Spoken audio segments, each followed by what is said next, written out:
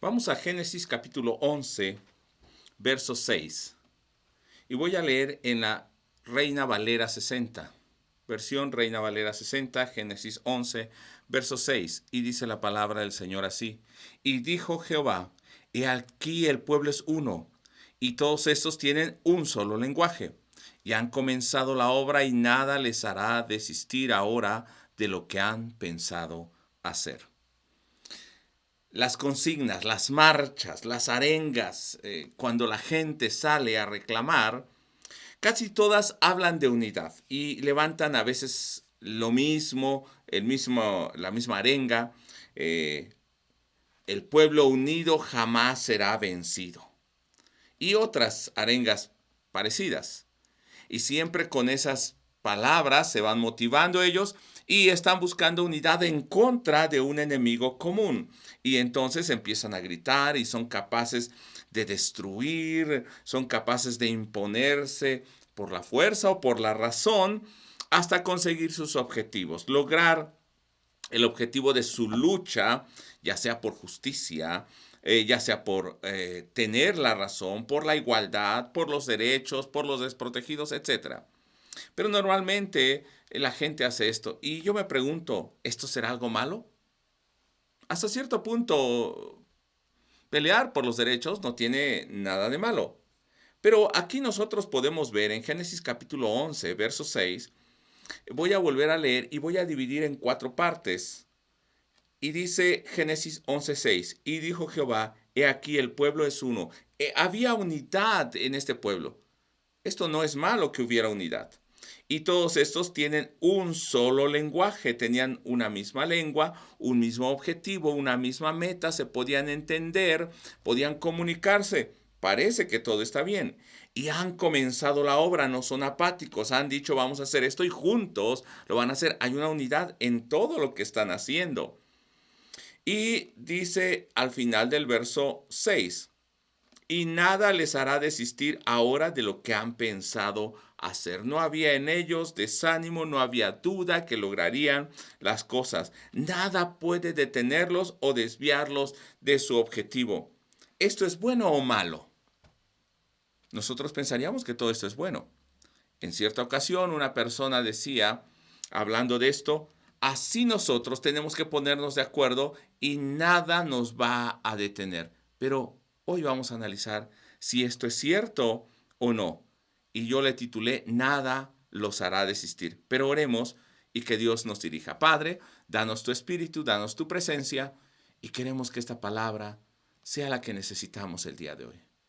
Queremos que esta palabra que habló a todos nuestros antepasados, a los profetas, al pueblo de Israel, a los justos, como también a los injustos, que ha hablado a reyes como a personas muy humildes, hoy nos vuelve a hablar, pero que sea tu Espíritu Santo el que nos esté hablando.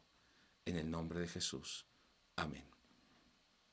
Y nosotros cada día podemos ver que la gente se levanta luchando en el periódico, en la radio, en la televisión, y procuran que sus demandas sean vistas por todos y las publican, las gritan.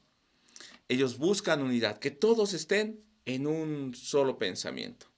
Dice la palabra de Dios, empezando en Génesis capítulo 11, verso 1, que este pueblo tenía una sola lengua, una sola palabra, se podían entender, comunicarse. Si viene alguien que habla chino, yo no le voy a entender. Si voy al que habla mandarín y le hablo en español, no me va a entender, pero en ese momento todos se podían entender.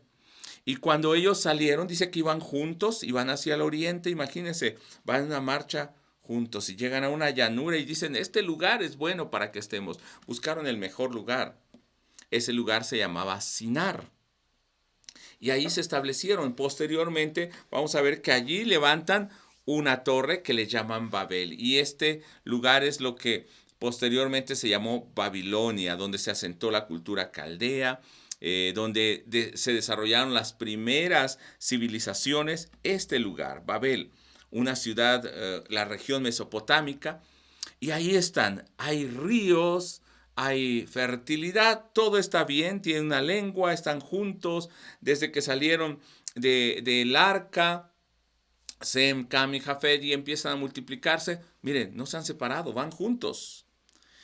Pero a partir del verso 3, nosotros vemos que esta unidad parecía perfecta, nada les haría desistir, y entonces dicen ellos en el verso 3, se dijeron unos a otros, recuerden que hablaban una misma lengua, vamos, hagamos ladrillos y cosámoslo con fuego, y les sirvió ladrillo en lugar de piedra y asfalto en lugar de mezcla. Empezaron a, ¿cómo se llama esto? A tener descubrimientos, avanzar para hacer sus construcciones.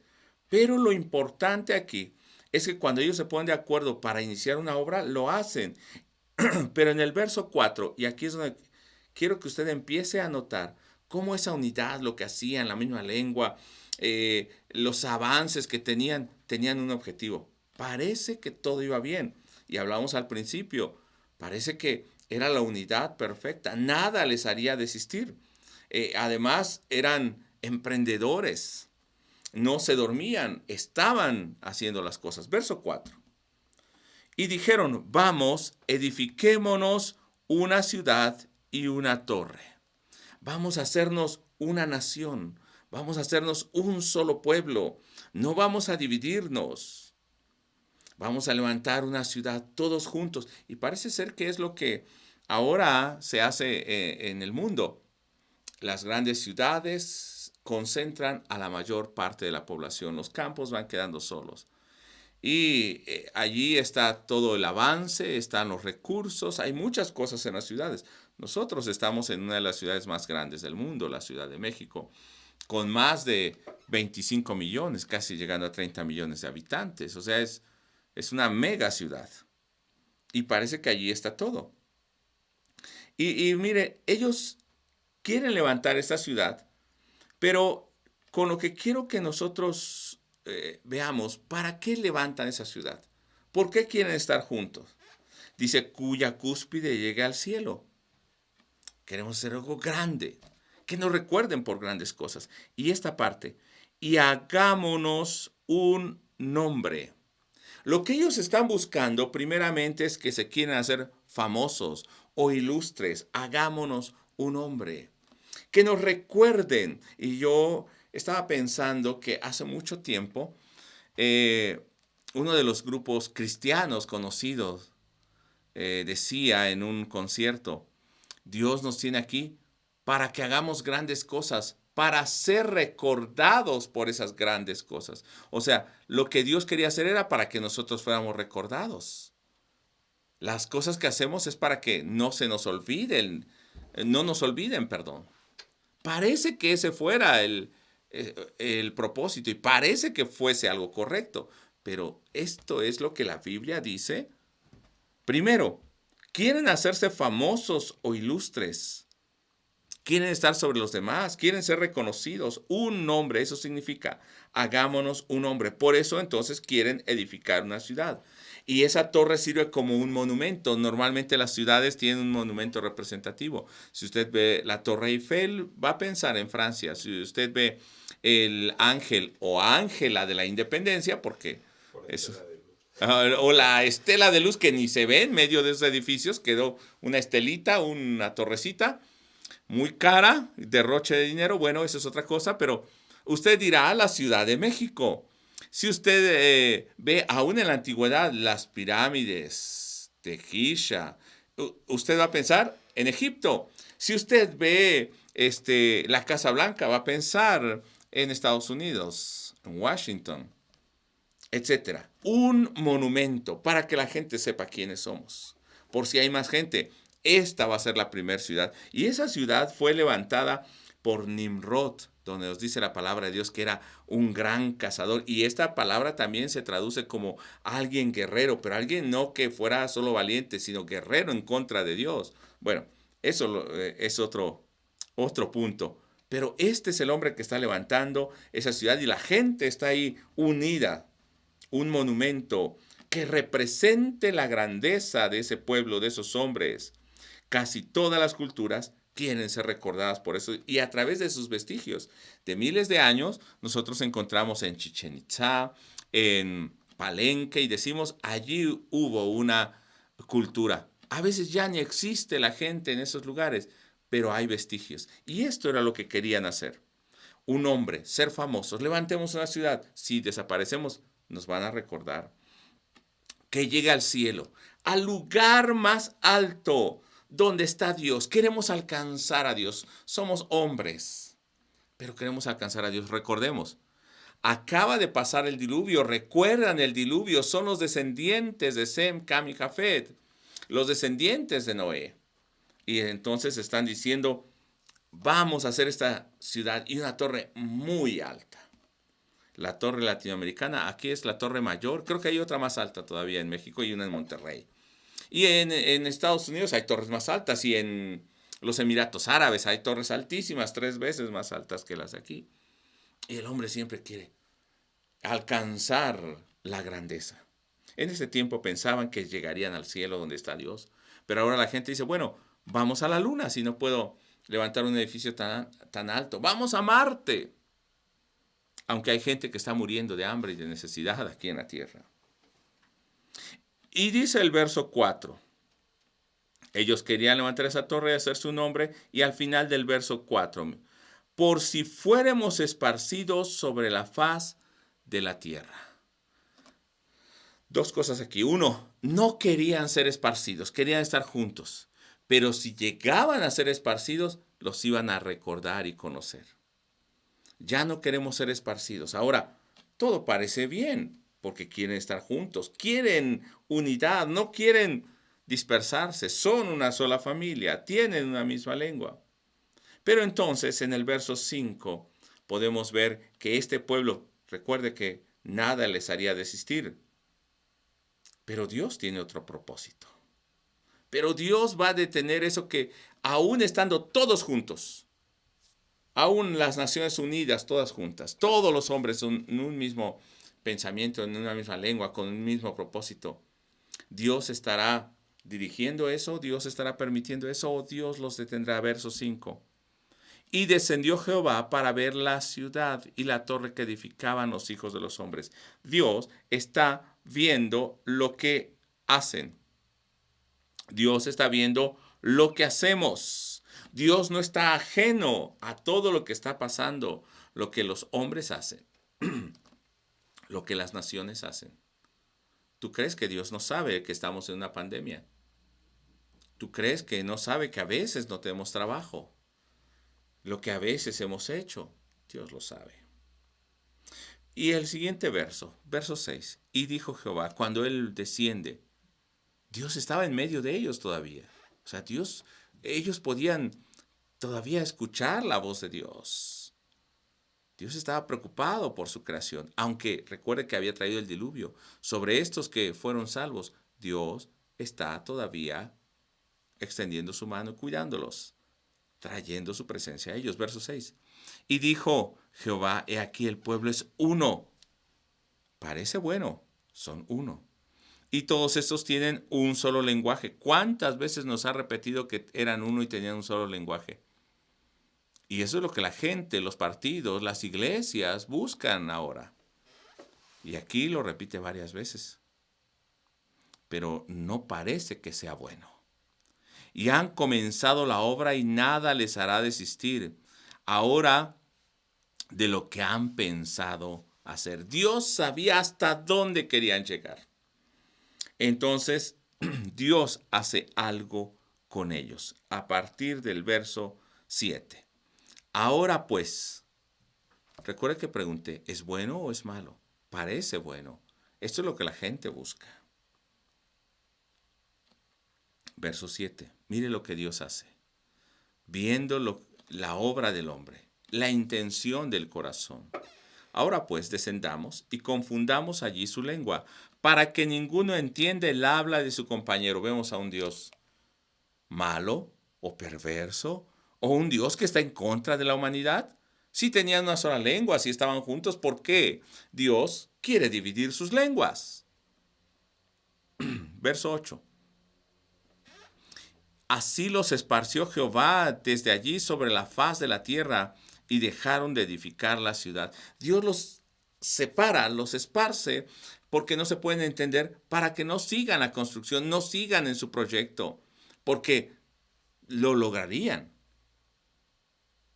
Entonces, ¿qué? ¿Dios no quiere que haya unidad?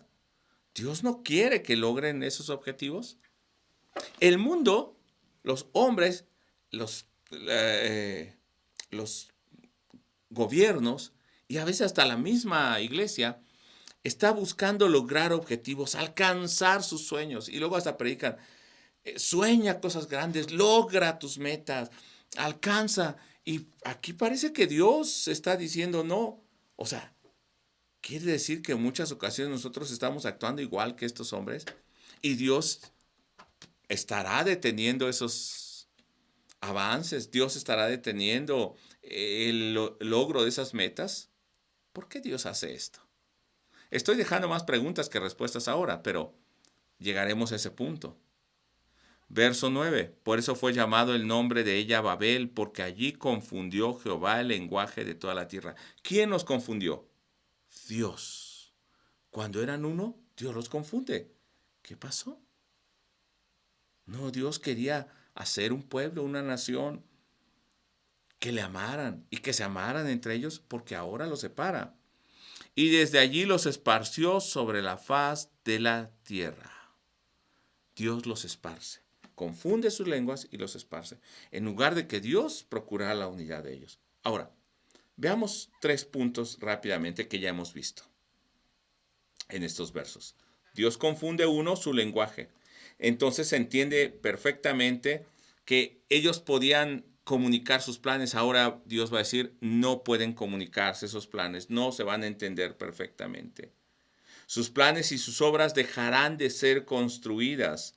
Una gran ciudad, una torre y un hombre. Dios no quería ni esa ciudad, ni esa torre, ni ese nombre ilustre o famoso para esos hombres. Recuerden que son descendientes, o Nimrod es el que levanta esta ciudad. Entonces, así como era él, todos los de toda esa gente, toda esa generación quería ser como él, guerreros. Dios está confundiendo su meta, su unidad, y los esparce. Mire, mientras el hombre busca unidad, Dios los está esparciendo. Parece que Dios estuviera actuando opuestamente, pero no, no es así. Vamos a este punto y yo creo que aquí vamos a entender. Nosotros vemos en Génesis capítulo 9, cuando después de que pasó el diluvio, los hombres salen y Noé con su familia, y Dios les habla a estos primeros hombres. Recuerden lo que estaban haciendo en la Torre de Babel, levantando ciudad, un hombre estando juntos y levantando esa ciudad que llegara a la cúspide hasta el cielo para que no fueran esparcidos. Pero vea el verso 1 del capítulo 9. Bendijo Dios a Noé. Primero, ¿qué hace Dios? Allá los está esparciendo y aquí en el 9 los bendijo. ¿Cuál era la bendición de Dios? Bendijo Dios a Noé y a sus hijos y les dijo, fructificad y multiplicaos. O sea, que se aumentaran. Eso es una bendición. Y luego dice, y llenad la tierra. ¿Qué era lo que Dios quería de sus descendientes? Que llenaran la tierra. ¿Qué era lo que los habitantes de Babel querían? Que no fueran esparcidos. No querían llenar la tierra, querían estar ahí. ¿Y ustedes creen que toda la humanidad iba a subir en esa torre por si venía otro diluvio? Claro que no. Además, algo muy importante, y esto no es lo más importante, algo muy importante, está en el verso 8, y aquí sí voy a leer varios versos, capítulo 9, verso 8. Y habló Dios a Noé y a sus hijos con él, diciendo, he aquí, yo establezco mi pacto con vosotros y con vuestros descendientes después de vosotros. Esto es algo que yo les estoy diciendo y lo voy a cumplir, es un pacto. Yo no miento. Yo soy Dios, no soy hijo de hombre para mentir. No me voy a retractar. Yo voy a cumplir lo que les estoy diciendo. Eso es un pacto. No es un pacto que hacemos entre dos iguales, no. Es un pacto unidireccional que Dios hace y lo va a cumplir. Y se lo está otorgando al hombre. Verso 10. no solamente con los descendientes de Noé, sino dice el 10, y con todo ser viviente que está con vosotros, aves, animales y toda bestia de la tierra que está con vosotros, desde todos los que salieron del arca hasta todo animal de la tierra. Estableceré mi pacto con vosotros y no exterminaré ya más toda carne con agua de diluvio, ni habrá más diluvio para destruir la tierra. Primero, Dios está diciendo, ya no voy a destruir con diluvio la tierra. ¿Y qué estaba diciendo la gente de Babel? Si Dios trae otro diluvio y nos quiere destruir, vamos a subir a esa torre. No, no estaban creyendo, no habían oído bien la voz de Dios, no le habían creído que Él cumpliría su pacto y ya no los destruiría con un diluvio. El día de ayer, bueno, durante 3 días hemos tenido lluvias atípicas, siempre dicen que son atípicas en la Ciudad de México. Y pasa lo mismo cada año. Pero se inundaron muchas colonias, edificios que tenían sus sótanos y sus coches ahí. Eso fue porque estuvo lloviendo, no sé, 3, 4 horas constantes y no paró. ¿Se imagina llover 40 días sin detenerse? Dice que 7 codos por arriba de la cumbre más alta de los montes llegó. Nadie pudo librarse. Entonces estos hombres están diciendo, ¿qué tal que Dios no cumple su pacto? ¿Y qué tal que Dios trae una lluvia tan grande, un diluvio? Vamos a hacernos una torre más grande que los montes para librarnos de Dios. Entonces su unidad y su propósito, empezamos a ver aquí, no era solamente estar juntos porque tenían un propósito, era porque se querían, o más bien se habían rebelado contra Dios y no confiaban que Dios cumpliera su pacto y su promesa. Esto era lo que había en el corazón de ellos. ¿Qué es lo que hay en esos grupos que salen a defender los derechos humanos o a luchar por más derechos civiles? Muchos de ellos lo que no quieren es sujetarse a las autoridades. Quieren sus propios beneficios. Quieren hacerlo como ellos quieren. Son gente rebelde y a veces esos llaman a otros, hasta les pagan, o gente ociosa, y van y empiezan a destruir todo. Hay un corazón rebelde. No es que estén buscando solo derechos. Habrá quienes sí, pero otros están buscando sus propios intereses. El verso 11 del capítulo 9, Dios les había dicho, estableceré mi pacto con vosotros y no exterminaré ya más toda carne con agua del diluvio, ni habrá más diluvio para destruir la tierra. No le creían a Dios, no habían escuchado su voz. Verso 12, y dijo Dios, esta es la señal del pacto que yo establezco entre mí y vosotros y todo ser viviente que está con vosotros por los siglos perpetuos. Les doy una señal para que ustedes se acuerden que yo voy a cumplir. Y cuando yo vea esa señal, también me voy a acordar de este pacto. Verso 13. Mi arco he puesto en las nubes, el cual será por señal del pacto entre mí y la tierra. El arco en las nubes, el arco iris. Y sucederá que cuando haga venir nubes sobre la tierra, se dejará ver entonces mi arco en las nubes, y me acordaré del pacto mío que hay entre mí y vosotros, y todo ser viviente de toda carne, y no habrá más diluvio de aguas para destruir toda carne. Estará el arco en las nubes, y lo veré, y me acordaré del pacto perpetuo entre Dios y todo ser viviente y de toda carne que hay sobre la tierra. Dijo pues Dios a Noé, esta es la señal del pacto que he establecido entre mí y toda carne que está sobre la tierra. ¿Cuántas veces repite, este es mi pacto que yo voy a cumplir? Este es el pacto que he establecido y cuando lo vean no me voy a olvidar. Y cuando ustedes lo vean se van a acordar que este es el pacto que he dicho, no los voy a destruir con agua. Pero ¿qué estaba haciendo la gente de Babel? Rebelándose contra Dios. No, ¿qué tal que Dios no cumple? ¿Qué tal que Dios nos destruye? Dios es todopoderoso, pero nosotros vamos a hacernos un hombre más grande que Dios. Vamos a levantar una ciudad que llegue más arriba de donde está Dios. Y esa torre ni Dios la pueda destruir. Así dijeron del Titanic y se hundió. Así han dicho de muchos gobiernos y se han ido en picada. Hermano, mire, Babel era una ciudad que tenía una torre y querían hacerse famosos, más grandes que Dios. Querían huir del juicio de Dios. Esto era lo que buscaban. Pero ahora mejor nos vamos a Marte o un refugio en la Tierra o habitamos otros planetas. Esto es lo que la humanidad está haciendo. Querían unidad, pero unidad contra Dios. Todos los hombres contra Dios. Aunque Él les había dado toda la tierra y los bendecía, ellos no querían disfrutar la bendición de Dios. Ellos querían hacerse un nombre por sí mismos.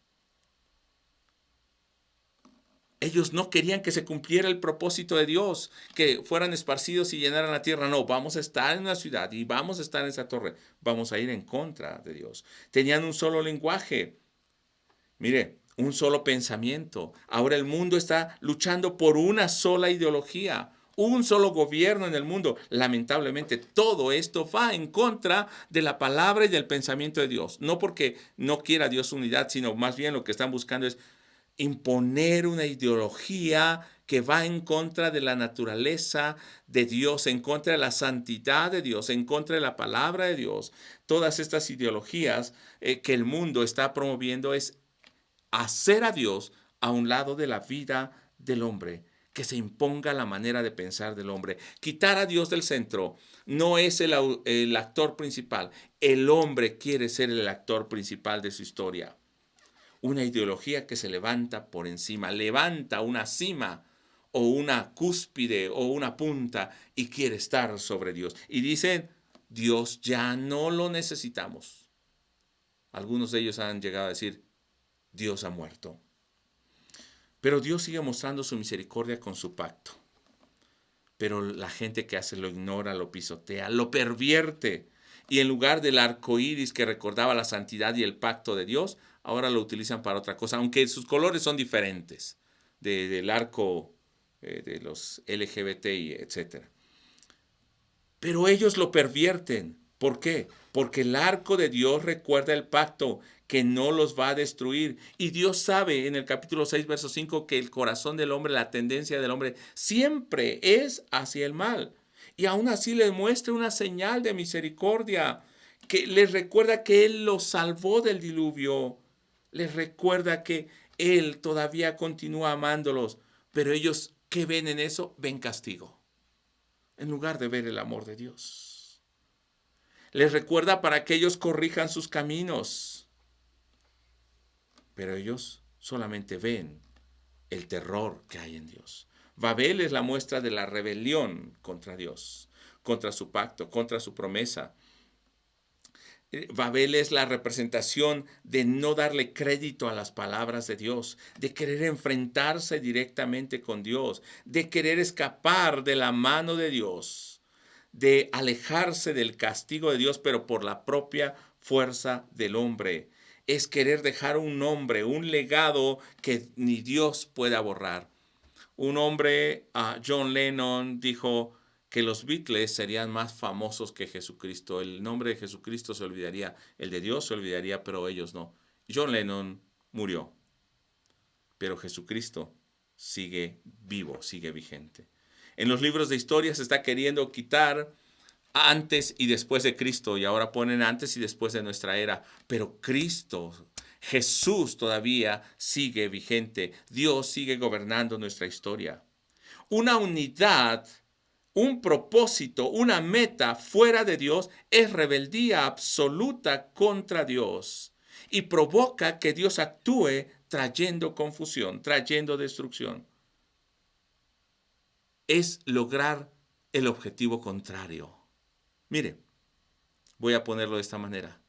¿Cree usted que lo que estamos pasando, la pandemia y todo lo que estamos enfrentando, es producto solamente de una falta de cuidado, de un contagio, de corrupción de los gobiernos? No, es el resultado de que hemos dejado a Dios y nos hemos confrontado contra Dios. Los gobiernos han sacado a Dios de las aulas, de los aún muchos religiosos han sacado a Dios de los mismos templos. Yo quisiera hoy invitarlo a usted a que oiga atentamente la voz de Dios, que crea en la palabra de Dios, en su pacto, no dude, que no se rebele contra Dios, que guarde su pacto y espere, disfrute lo que Dios le está dando, aún en medio de esta condición que estamos pasando. Que empiece a vivir bajo el propósito de Dios. Y yo quisiera, hermano, que al recordar ese verso 6, yo voy a leer el verso 6 en la Nueva Traducción Viviente, capítulo 11, verso 6. Lo que decían los hombres, primero el verso 4, construyamos una gran ciudad para nosotros con una torre que llega hasta el cielo. Eso nos hará famosos y evitará que nos dispersemos por todo el mundo. Pero en el verso 6, y dijo, miren, la gente está unida, todos hablan el mismo idioma. Después de esto, nada de lo que se propongan hacer les será imposible. Verso 8 en la Nueva Traducción Viviente. De esta manera el Señor dispersó todo el mundo y ellos dejaron de construir la ciudad. ¿Qué es lo que está haciendo Dios? Precisamente esto. Hemos levantado una nueva torre de Babel. Dios nos está diciendo, esto no es lo que quiero. Esto no es lo que les mandé. Han olvidado mi pacto. Y ahí sigue el arco en el cielo cada que hay lluvia, recordándonos que Dios nos ha dado vida y aún sigue hablándonos. Yo quisiera que oremos y pidamos perdón a Dios por nuestra rebeldía como humanidad, como nación, como México y como iglesia, que también hemos querido levantarnos un nombre. Ahora hay supuestos apóstoles, supuestos líderes, que creen que su nombre, su visión, su obra es más grande que el propósito de Dios. Oremos y pidamos perdón. Padre, perdónanos. Perdónanos como raza humana, porque somos rebeldes. Perdónanos como nación por la idolatría, por la rebeldía contra ti. Perdónanos como iglesia por haber dejado tu nombre fuera y querer nosotros levantarnos, por querer huir de tu juicio, cuando lo que estás mostrando es amor y misericordia. Haznos oír tu voz y enséñanos a vivir en obediencia. Que al final de cuentas, aunque nosotros nos rebelemos, tú siempre cumplirás tu propósito, porque nada se puede oponer ante ti y prevalecer, porque todo lo que se levante contra ti será destruido. Y hoy, Señor, aún los grandes gobiernos, aún la ciencia médica, aún todos los laboratorios, aún, Señor, toda la economía, todo, Señor, está sufriendo por causa de nuestra rebeldía contra ti. Perdónanos, Señor, y ten misericordia de nosotros. En el nombre de Jesús. Amén.